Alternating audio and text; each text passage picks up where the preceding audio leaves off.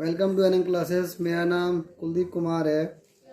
अभी तक हमने वेदों के बारे में जाना, जो कि हमारे पाठ्यक्रम के अनुसार है। अब हम थोड़ा सा प्रिय छात्रों, वेदों में जो कुछ हल्का सा ब्राह्मण का भी कवायद एग्ज़ाम में पूछ लेता है, जो कि यूपीएससी स्तर तक तो पूछ ही सकता है, और यूपीपीएससी और आरओ तक भी। तो उसमें प्रिय छात्रों हैं ऋग्वेद का ब्राह्मण, कौशितकीय तथा ऐतरेय ब्राह्मण जो है वो ऋग्वेद से संबंधित है। शतपथ ब्राह्मण तथा तैतरेय ये प्रिय छात्रों यजुर्वेद से संबंधित है। पंचवेश या और तांडव ब्राह्मण यह सामवेद से प्रिय छात्रों संबंधित है।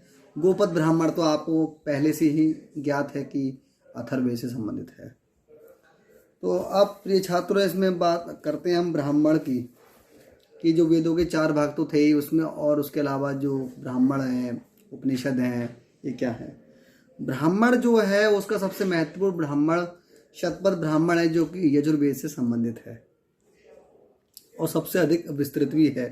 ये 100 धार्मिक मार्गों की अनुशंसा करता है। और ब्राह्मण वह वर्ग था या अभी भी है और वैदिक काल से ही चला आ रहा है, जो यज्ञ समारोह का पालन करने की नियमों की परंपरावादी या वेदों के अनुसार ढंग से व्याख्या करते हैं। आरण्यक कौन है? आरण्यक को प्रिय छात्रों वन की पुस्तक कहा जाता है। वन की पुस्तकों को आरण्यक की संज्ञा दी जाती है, क्योंकि इसकी ज़्यादातर रचना ऋषियों ने वनों में रहकर की। ये आरण्यक जो हैं वो यज्ञों का विरोध करते हैं और अनुष्ठानों को दार्शनिक ढंग से व्याख्या करते हैं और ध्यान पर बल देते हैं। ब्राह्मण ग्रंथ का अंतिम भाग है आरण्यक। अब बात करते हैं प्रिय छात्र उपनिषद। उपनिषद का वास्तविक अर्थ है किसी के समीप बैठना। इनकी संख्या 108 है। संख्या भी कभी कभी पूछ सकता है, वैसे अब तो खैर इतना आसान नहीं पूछेगा। जिनमें 13 सबसे प्रसिद्ध उपनिषद हैं प्रिय छात्रों। उपनिषद का जो अर्थ है, अब अर्थ तो मैं पहले से आपको बता चुका हूँ, फिर भी उपनिषद का जो ध्येय है वह आत्मा और ब्रह्मा पर ध्यान केंद्रित कराते हैं और जीवन, ब्रह्मांड, स्वयं, शरीर, यज्ञ आदि पर केंद्रित है।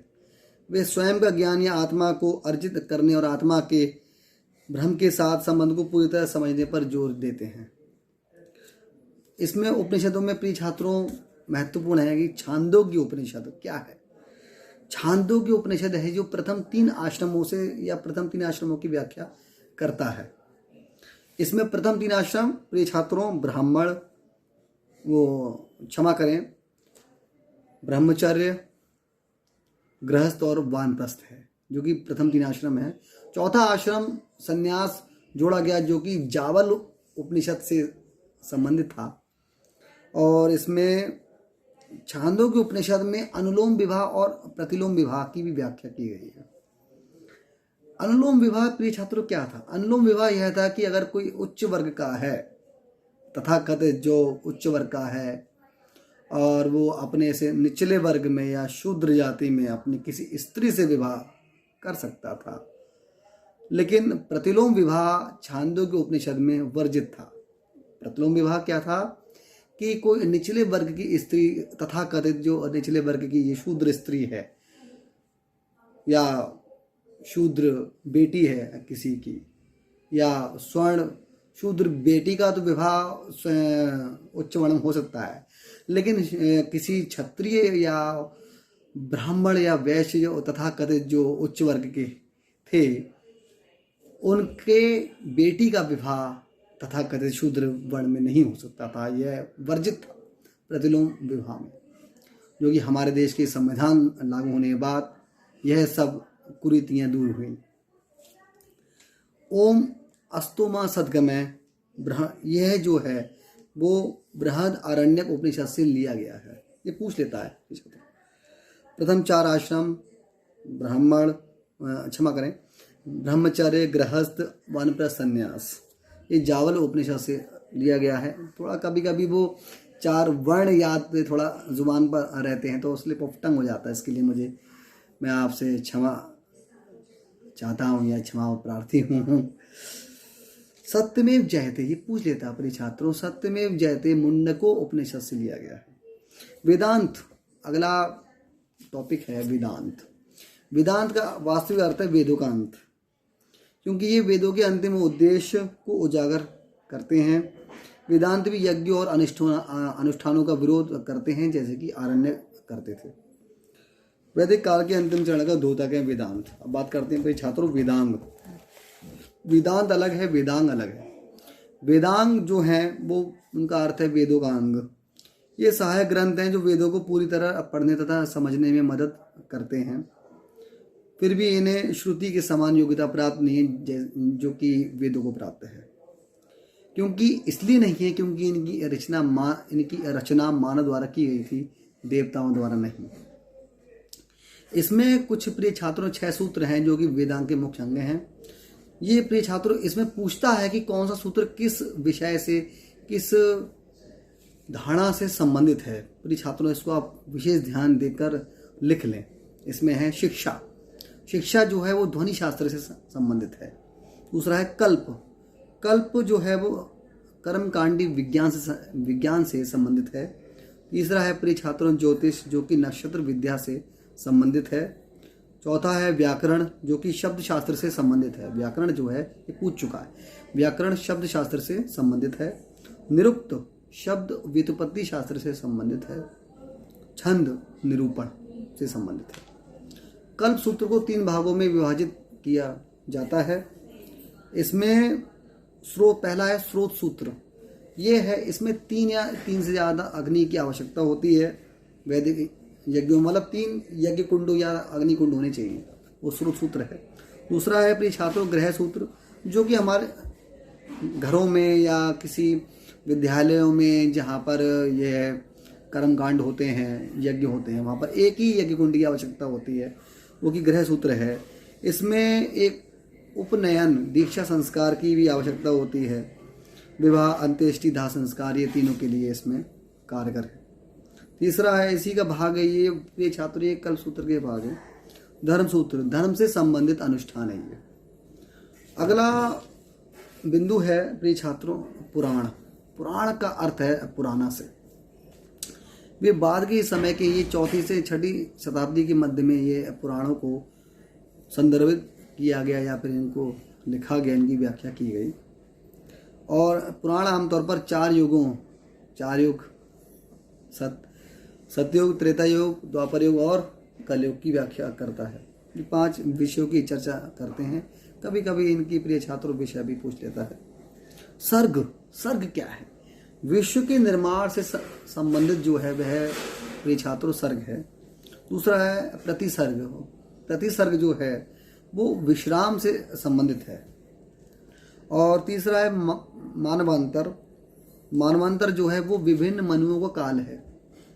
वामशा देवताओं और ऋषियों की वंशावली है। वामशानुचरित्र है सूर्यवंशी और अचंद्रवंशी जो ऋषि रहे या शासक रहे, वो वामशानु चरित्र में आते हैं। पुराणों की रचना, ऐसा माना जाता है कि पुराणों की रचना वेद व्यास जी ने की थी।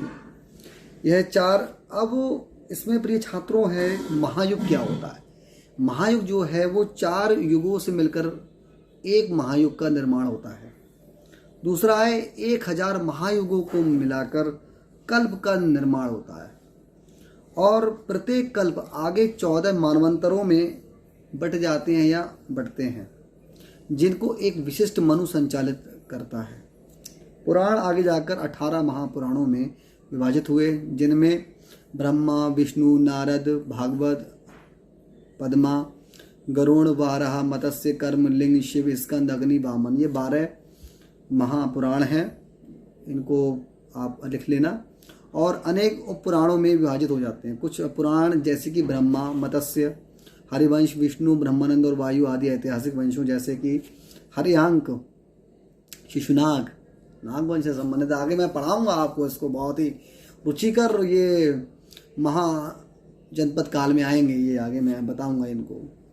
हाँ, इसमें हरियांक, शिशुनाग, नंद, मौर्य, शुंग वंश से लेकर गुप्त वंश तक की उपयोगी जानकारी प्रदान करते हैं। इनमें पहाड़ों, नदियों आदि के ऐतिहासिक भूगोल का भी विस्तृत वर्णन है। अगला है प्रिय छात्रों धर्मशास्त्र। धर्मशास्त्र संस्कृत में लिखे गए ग्रंथ हैं जो कि मुख्यतः धर्म से संबंधित हैं। इनकी रचना 600 ईसा पूर्व से लेकर 300 ईसा पूर्व के बीच में की गई है। इसका तात्पर्य यहाँ पर है न्याय संगत कानून है। इसमें आचार संहिता का उल्लेख है। इसमें 4 वर्णों में से 3 वर्ण जो हैं प्रिय छात्रों तथाकथित उच्च वर्ण जो कि ब्राह्मण, क्षत्रिय, वैश्य, इन्हें द्विज की संज्ञा दी गई थी। द्विज का यहाँ प्रिय छात्रों क्या अर्थ है, आप इस पर विशेष ध्यान दें। द्विज का अर्थ है 2 बार जन्म। 2 बार जन्म का मतलब क्या है? कोई एक इंसान 2 बार जन्म कैसे ले लेता भाई? इसका यहाँ पर प्रिय छात्रों अर्थ है कि एक जन्म जो 3 इन उच्च वर्णों में जन्मित प्राणी हैं उनका दूसरा जन्म क्या है? उपनयन धारण करना। क्योंकि उपनयन और शिक्षा की जो सिर्फ अनुमति थी वो प्रिय छात्रों इन तथाकथित 3 उच्च वर्णों को थी, जो कि संविधान लागू होने के बाद वह समाप्त हुआ कुरीति। इसमें 2 बार जन्म, क्योंकि वे पवित्र उपनयन संस्कार का अधिकार रखते थे जो कि दूसरे जन्म के बराबर था, इसलिए इसे द्विज जन्म की संज्ञा दी गई है इन 3 वर्णों को। जबकि शूद्रों पर और स्त्रियों पर बहुत सी मानव संबंधी अक्षमताओं का बोझ लाद दिया जाता था। इसमें 4 आश्रम हैं प्रिय छात्रों धर्मशास्त्र में। पहला है ब्रह्मचर्य। इसका अर्थ अविवाहित छात्र जीवन, जो कि हमारे आज भी ब्रह्मचर्य को अगर हम सही से अपनाएं तो हम अपने, शायद मैं कटाक्ष नहीं कर रहा हूँ कि जिनका विवाह हो जाता है वो अपने लक्ष्य को प्राप्त नहीं कर पाते हैं, ऐसा नहीं है। लेकिन फिर भी मैं इस बात को मानता हूँ कि 70% आपके लक्ष्य ब्रह्मचर्य को अपनाकर आप जब तक आप अपने लक्ष्य को प्राप्त न कर लें, अपनी आयु सीमा के अनुसार और अपने क्षेत्र की अपनी सीमा के अनुसार, अपने प्रतिभागी के अनुसार, वो ब्रह्मचर्य है। दूसरा है गृहस्थ। ये गृहस्थी की देखभाल करने वाला, जैसे कि आपका विवाह हो जाता है तब वह गृहस्थी में आ जाता है। तीसरा है प्रिय छात्रों वानप्रस्थ। इसे आंशिक संन्यास कहा जाता है। और चौथा है संन्यास, पूर्ण संन्यास। शूद्रों तथा स्त्रियों पर तो ये प्रिय छात्रों आश्रम लागू भी नहीं होते थे। 2 संस्कृत महाकाव्य हैं, इसमें महाभारत और रामायण है। महाभारत में एक खंड है रामोपाख्यान, जिसमें राम की कथा का विवरण है, और रामायण में कुरु और हस्तिनापुर, लेकिन महाभारत युद्ध का वर्णन नहीं है। महाभारत तथा रामायण की जो रचना प्रिय छात्रों की गई है वह 400 ईसा पूर्व से लेकर 400 ईस्वी के बीच की गई। महाभारत की रचना ये तो आप बखूबी जानते ही हैं, महाभारत की रचना महर्षि वेदव्यास जी ने की थी, अतः रामायण की रचना वाल्मीकि जी ने की थी। तो आज की कक्षा को आज यहीं रोकते हैं प्रिय छात्रों, और आगे हम ऋग्वेद आर्यों का सामाजिक जीवन जानेंगे, जो कि इसमें मेंस में बहुत लिखने के लिए भी इसमें पूछता है कि ऋग्वेद आर्यों का सामाजिक जीवन क्या था, उनकी अर्थव्यवस्था क्या थी, उनका जीवन यापन वो लोग किस तरीके से करते थे। तो इसमें से प्रश्न पूछता है प्रिय छात्रों। और मैं अभी गोत्र वगैरह के बारे में समझाऊंगा, इनके कौन कौन से उस समय के देवता थे उनके बारे में भी आगे चर्चा बृहद स्तर पर करेंगे इसको। तो आज की कक्षा को यहीं रुकते हैं। कल फिर मुलाकात होगी अगली कक्षा में अगले बिंदु को लेकर। ठीक है प्रिय छात्रों, एनएम क्लासेस के साथ जुड़े रहिए और ज़्यादा से ज़्यादा मेरी कक्षा को आप शेयर कीजिए, जिससे कि कुछ हमारे जो छात्र हैं, जो होनहार और मेधावी छात्र हैं और जो पढ़ रहे हैं, उनको इसका लाभ हो। एनएम क्लासेस के साथ जुड़े रहिए। नमस्कार, मेरा नाम कुलदीप कुमार है। जुड़े रहिएगा। धन्यवाद।